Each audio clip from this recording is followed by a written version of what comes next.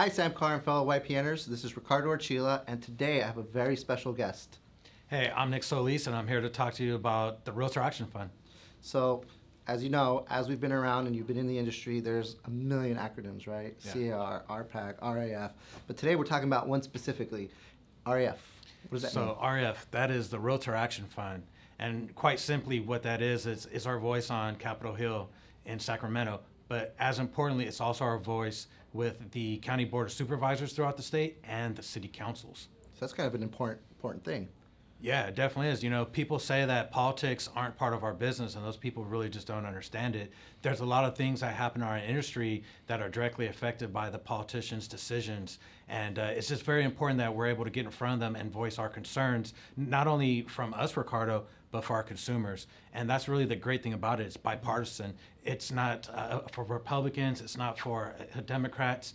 It's for private property rights, and that's very exciting. Right. And as realtors, that's what we care about, right? We care about protecting property rights and our industry. Yeah, absolutely. You know, there's a study that was just done where the state of California is thinking about trying to enact a sales tax, and even like 7.5% would affect 50,000 people buying a home. And you know, 50,000 people, that's going to affect people that we know. Yeah, it starts adding up, and already it's expensive to buy a house. It's already expensive enough. So if we take that off the table, I mean, what happens next? Right. Can you tell us maybe two things that recently have come out that we have won or fought against? Yeah, definitely. One is the mortgage interest deduction.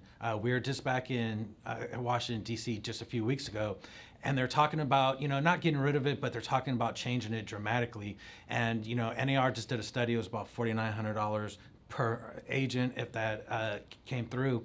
And but that's for the average realtor, and the average realtor makes $43,000 a year, so that's a big deal. Yeah. But it becomes an even bigger deal when you make, you know, 80, 100, $160,000. Now you go ahead and, you know, times that 2, 3, 4, 5 times, and that's a big impact. It really hurts. It all starts to add up. It definitely starts to add up. So recently we were at a YPN event. Yep. And you brought this form to me, and it was something about a pledge. It was about a What pledge. does that mean? Yeah, in 2013, we started the YPN RPAC pledge.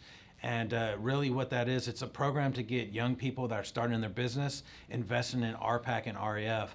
And really why it's so important, because these issues that we're just talking about, Ricardo, they don't just come one year. They keep coming over and over and over again. So, you know, it's very important for us to contribute through our careers. But we had to put a timeline on it that made sense. So we picked 10 years.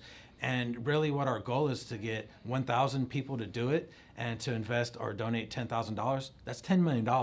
That's a lot. And yeah, and you know, frankly, that's $10 million coming from a group that really they didn't expect to do that. So it's very, very powerful, and it shows that even young professionals get it and that we're willing to put our money where our mouth is. Awesome. So just last question.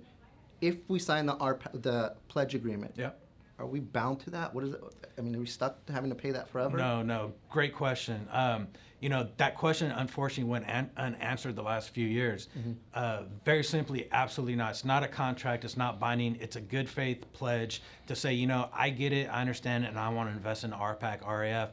And if for some reason something goes wrong in your career, you've got to shift gears, or, you know, you just can't afford it, that's fine. You're not going to get a bill in the mail. There's not going to be a collection notice.